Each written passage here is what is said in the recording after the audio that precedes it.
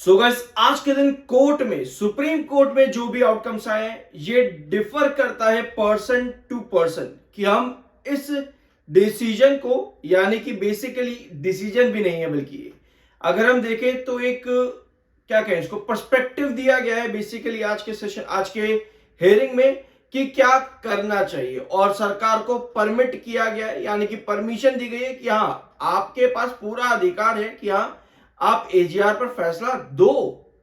बस इतनी ही बात। अब ये पर्सन टू पर्सन डिपेंड करता है कि आपको लगता है ये पॉजिटिव है या फिर नेगेटिव है। पिछले 5 साल से वोडाफोन आइडिया लिमिटेड में पॉजिटिव न्यूज हो या फिर नेगेटिव न्यूज हो, हमने हर खबर का क्रॉस चेक करके उसको चार्ट पर रख करके समझा है पिछले 5 सालों में कि नेक्स्ट पॉसिबिलिटी क्या बन सकती है। अगर आपने पहली बार विजिट करा है तो सब्सक्राइब भी जरूर कर देना बिकॉज आपके पास और भी रीजंस हैं। We are NISM 7 certified. क्या क्या चीजें आज के दिन हुई हैं उनको पॉइंट्स के जरिए यहां पर समझेंगे। पहले आओ इधर। आज के सेशन में 10 रुपए 40 पैसे ये ब्रेकआउट हुआ। 10.40 वही लेवल है जो हम डिस्कस कर रहे थे पिछले लगभग 1 महीने से कि अगर सुप्रीम कोर्ट में कुछ भी पॉजिटिव आउटकम आता है तो 9.40 के बाद आपका नेक्स्ट टारगेट 10.40 पर आता है। और आज के सेशन में स्टॉक ने 10.40 को भी ब्रेकआउट किया और 10.57 का हाई लगा करके वापस दिन के आखिर में ब्रेकडाउन किया है भैया। 10.57 का हाई है और क्लोजिंग कहां पर है 9.97 पर। यह क्लोजिंग थोड़ी सी अजीब लगती है स्पेशली तब जब सरकार को वापस से परमिट किया गया है कि भैया एजीआर पर फैसला लो। और साथ में कंपनी ने यह भी मेंशन किया है कि अब हम डॉट के साथ फिर से मीटिंग करेंगे, फिर से डिपार्टमेंट ऑफ टेलीकम्युनिकेशन के साथ बैठेंगे और रेजोल्यूशन निकालेंगे, रिजॉल्व करेंगे इस मैटर को। और इस मैटर को जो इंटरेस्ट है वो 200 मिलियन सब्सक्राइबर के लिए भी इंपॉर्टेंट रहेगा। और साथ में इन्होंने मेंशन किया है कि प्रधानमंत्री नरेंद्र मोदी जी का जो डिजिटल इंडिया विजन है, एम्बिशन है, उसके लिए भी यह फैसला बहुत इंपॉर्टेंट हो जाता है एजीआर ड्यूज का। अब यह मामला सुप्रीम कोर्ट में तो आज एक बार फिर से खत्म हो जाता है क्योंकि सुप्रीम कोर्ट ने परमिट किया है सरकार को to consider the grievances of Vodafone Idea Limited in the issues relating to AGR. अब यह मामला सिर्फ वोडाफोन आइडिया तक तो नहीं है, एयरटेल भी आगे खड़ा हो सकता है और बाकी की टेलीकॉम कंपनीज भी आगे खड़ी हो सकती हैं।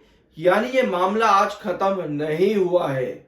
बस डॉट यानी कि सरकार के साथ एक बार फिर से परमिशन यहां पर मिली है कि आप इस पर फैसला लो क्योंकि आप कंपनी में 49% स्टेक के हिस्सेदार हो। तो इस अपडेट के आते ही वोडाफोन आइडिया लिमिटेड में तेजी आज के दिन बनती है। और सुप्रीम कोर्ट ने यह भी कहा है कि ऐसा कोई रीजन नहीं है कि क्यों जो आपकी सरकार है, सेंटर जो है, उसको रोका जाए किसी भी रिकंसिडरेशन को ना मानने के लिए।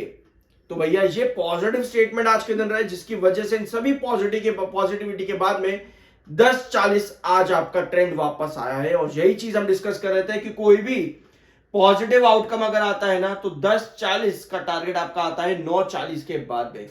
अब इन सभी चीजों को पॉइंट्स पर रखते हैं। अभी हमने देखा कि सुप्रीम कोर्ट ने बोला है कि 49% का स्टेक सरकार के पास में है तो सरकार को कोई रोकता नहीं है ऐसे में कि सरकार डिसीजन ना ले सके एजीआर पर। अब भैया बात सिर्फ ये नहीं है क्योंकि सरकार ऑलरेडी कह चुकी है कि हम कंपनी के फाइनेंशियल मैनेजमेंट या फिर कंपनी के वर्किंग के अंदर हम कोई भी पार्ट लेंगे, ये कंपनी ऑलरेडी मेंशन कर चुकी है। लेकिन साथ में यह भी कहा गया है कि पॉलिसी बनाने का काम तो सरकार का है।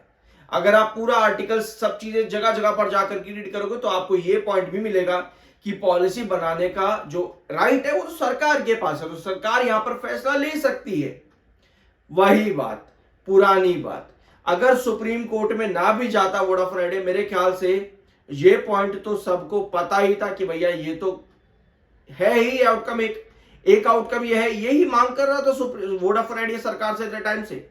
पर सुप्रीम कोर्ट में जाने से फायदा हुआ क्या है? यहां पर फायदा इतना हुआ है कि एक बार फिर से जो डॉट ने अमाउंट ऐड किया हुआ था रिसेंटली, अभी वो अमाउंट के लिए वापस से डॉट के साथ अब मीटिंग हो सकती है, यानी कि बेसिकली सरकार के साथ मीटिंग भी हो सकती है, कुछ आउटकम्स निकाले जा सकते हैं।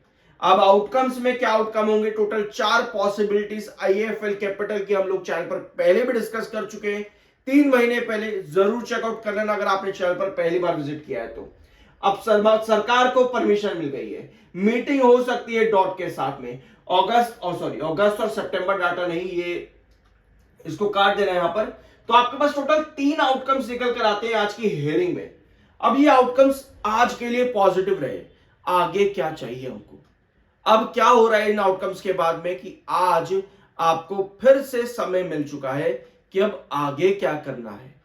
अब आगे जो भी फैसला होगा वो फिर से सरकार के हाथ में कि भैया रिलीफ देना है नहीं देना।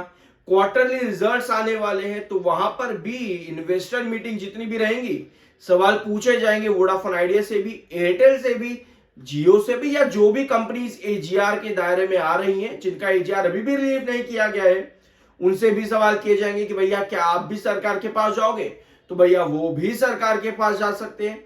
तो ऐसे में एक पूरा का पूरा गेम जो है, मतलब क्या कहें उस चीज को, बंद चुका है कि भैया आगे क्या करना है। यानी कि आज भी एक सवाल ही रहा है वोडाफोन आइडिया लिमिटेड के अंदर कि भैया आगे क्या होगा। ऑल दो सरकार ये कह चुकी है अपने इस पूरे हेयरिंग टाइम फ्रेम के अंदर, पिछले 3-4 हेयरिंग जितनी भी हुई है, कि हम कोई ना कोई सोल्यूशन ढूंढ रहे हैं। ये एक अच्छी बात है कि सरकार ने कहा है कि हम कोई ना कोई सॉल्यूशन जो है वो ढूंढ रहे हैं, ये एक पॉजिटिव साइड है। तो अगर वो सॉल्यूशन आता है 1 महीना 2 महीने या कितने दिन के अंदर भी आता है, तो ये एक पॉजिटिव सॉल्यूशन रहेगा वोडाफोन आइडिया लिमिटेड के लिए भी और शेयर होल्डर्स के लिए भी।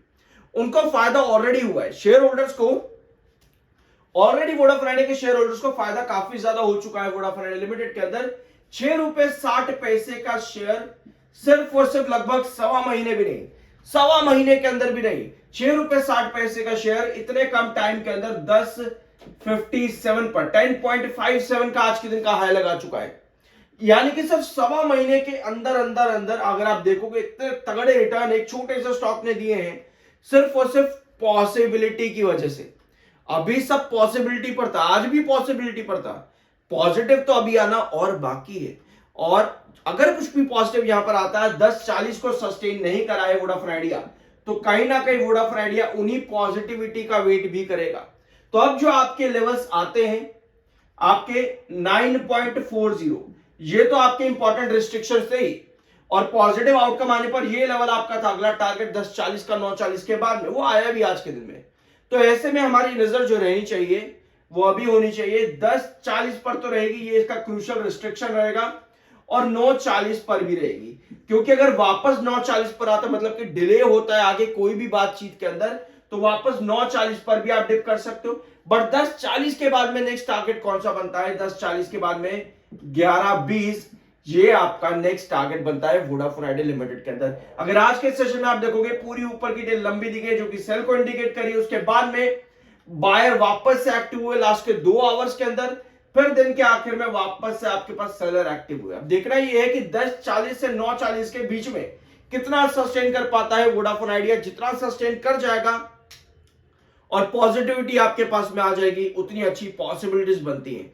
नेक्स्ट वीडियो के अंदर Q2 का प्री एनालिसिस फिर से एक बार लेंगे, ऑलरेडी हमने एक ले लिया है pre analysis Vodafone Idea limited के की क्या आरपीयू देखने को मिल सकता है, मार्केट एक्सपर्ट्स के जो है ऑप्टिमिज्म कितना है और पेसिमिज्म कितना है, ये दोनों चीजें हम डिस्कस कर चुके हैं वोडाफोन आइडिया लिमिटेड के अंदर। बट स्टिल अगर आप नए व्यूअर हो या नए सब्सक्राइबर भी हो, तो आप लोगों के लिए एक बार फिर से कल तक एक और वीडियो आ जाएगा इसी सभी चीजों पर, Q2 के प्री एनालिसिस पर।